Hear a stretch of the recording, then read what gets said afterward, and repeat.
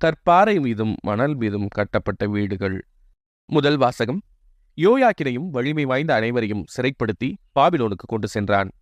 அரசர்கள் 2ஆம் நூலிலிருந்து வாசகம். அதிகாரம் 24 இறைவசனங்கள் 8 முதல் 17 முடிய. யோயாக்கின் அரசனான போது அவனுக்கு வயது 18. எருசலேமில் 3 மாதமே அவன் அரசாண்டான். எருசலேமை சார்ந்த எல்நாத்தனின் மகள் நெகுஸ்தா என்பவளே அவனுடைய தாய். யோயாக்கின் தன் தந்தை செய்த அனைத்தின்படியே ஆண்டவரின் பார்வையில் தீயதனப்பட்டதை செய்தான். அக்காலத்தில் பாபிலோனிய மன்னன் நெபுகத்நேசரின் படைவீரர் எருசலேமின் மீது படையெடுத்து வந்து நகரை முற்றுகையிட்டனர். அப்போது பாபிலோனிய மன்னன் நெபுகத்நேசரும் வந்து நகரை முற்றுகையிட்டிருந்த வீரர்களோடு சேர்ந்து கொண்டான்.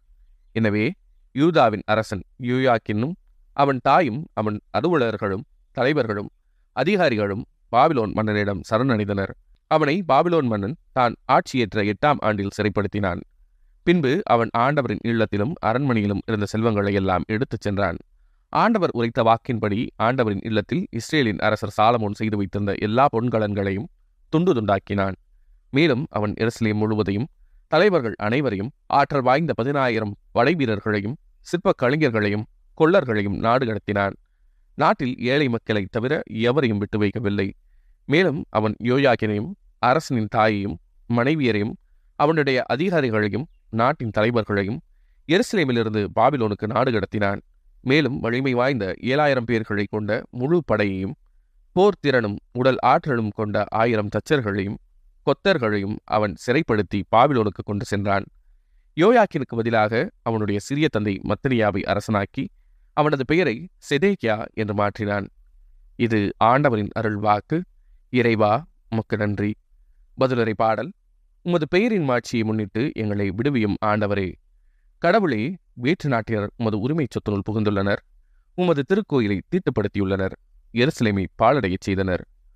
ஊழியரின் சடலங்களை வானத்து பறவைகளுக்கு உணவாகவும் பற்றுமிகு அடியாரின் உடல்களை காட்டு விலங்குகளுக்கு உணவாகவும் அவர்கள் அளித்துள்ளார்கள். உமது பெயரின் மாட்சியை முன்னிட்டு எங்களை விடுவியும் ஆண்டவரே.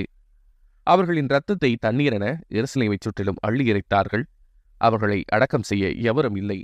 எங்களை அடுத்து வாழ்வோரின் பழிச்சொல்லுக்கு இழக்கானோ. எங்களை சூழ்ந்துள்ளோரின் நகைப்புக்கும் ஏளனத்திற்கும் ஆளாகிவிட்டோம். ஆண்டவரே, இன்னும் எவ்வளவு காலம் நீர் சினம் கொண்டிருப்பீர்? என்றென்றுமா உமது வெஞ்சினம் நெருப்பாக எரியுமோ? உமது பெயரின் மாட்சியை முன்னிட்டு எங்களை விடுவியும் ஆண்டவரே. எம் மூதாதையரின் குற்றங்களை எம் மீது சுமத்தாதேயும். இரக்கம் எமக்கு விரைவில் கிடைப்பதாக. நாங்கள் மிகவும் தாழ்த்தப்பட்டிருக்கின்றோம். எங்கள் மீட்பராகிய கடவுளே, உமது பெயரின் மாட்சியை முன்னிட்டு எங்களுக்கு உதவி செய்தருளும். உமது பெயரை முன்னிட்டு எங்களை விடுவித்தருளும். எங்கள் பாவங்களை மன்னித்தருளும். உமது பெயரின் மாட்சியை முன்னிட்டு எங்களை விடுவியும் ஆண்டவரே. நற்செய்தி வாசகம். கற்பாறை மீதும் மணல் மீதும் கட்டப்பட்ட வீடுகள். மத்தேயு எழுதிய தூய நற்செய்தியிலிருந்து வாசகம். அதிகாரம் 7 இறைவசனங்கள் 21 முதல் 29 முடிய. அக்காலத்தில் இயேசு தம் சீடரை நோக்கி கூறியது, என்னை நோக்கி ஆண்டவரே ஆண்டவரே எனச் சொல்பவரெல்லாம் விண்ணரசுக்குள் செல்வதில்லை.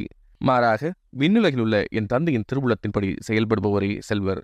அந்நாளில் பலர் என்னை நோக்கி, ஆண்டவரே ஆண்டவரே, உம் பெயரால் நாங்கள் இறைவாக்கு உரைக்கவில்லையா? உம் பெயரால் பேய்களை ஓட்டவில்லையா? உம் பெயரால் வல்ல செயல்கள் பல செய்யவில்லையா என்பர். அதற்கு நான் அவர்களிடம், உங்களை எனக்கு தெரியவே தெரியாது. நெறிகேடாகச் செயல்படுவோரே, என்னை விட்டு அகன்று போங்கள் என வெளிப்படையாக அறிவிப்பேன். ஆகவே நான் சொல்லும் இவ்வார்த்தைகளை கேட்டு இவற்றின்படி செயல்படுகிற எவரும் பாறை மீது தம் வீட்டை கட்டிய அறிவாளிக்கு ஒப்பாவார். மழை பெய்தது, ஆறு பெருக்கெடுத்து ஓடியது, பெருங்காற்று வீசியது. அவை அவ்வீட்டின் மேல் மோதியும் அது விழவில்லை, ஏனெனில் பாறையின் மீது அதன் அடித்தளம் இடப்பட்டிருந்தது. நான் சொல்லும் இந்த வார்த்தைகளை கேட்டு இவற்றின்படி செயல்படாத எவரும் மணல் மீது தம் வீட்டை கட்டிய அறிவழிக்கு ஒப்பாவார். மழை பெய்தது, ஆறு பெருக்கெடுத்து ஓடியது, பெருங்காற்று வீசியது. அவை அவ்வீட்டை தாக்க அது விழுந்தது. இவ்வாறு பேரழிவு நேர்ந்தது. இயேசு இவ்வாறு உரையாற்றி முடித்த போது அவரது போதனையை கேட்ட மக்கள் கூட்டத்தினர் வியப்பில் ஆழ்ந்தனர். ஏனெனில் அவர்கள் தம் மறைநூல் அறிஞரைப் போலன்றி அதிகாரத்தோடு அவர்களுக்கு அவர் கற்பித்தார். இது ஆண்டவரின் அருள்வாக்கு. கிறிஸ்துவே உமக்கு புகழ்.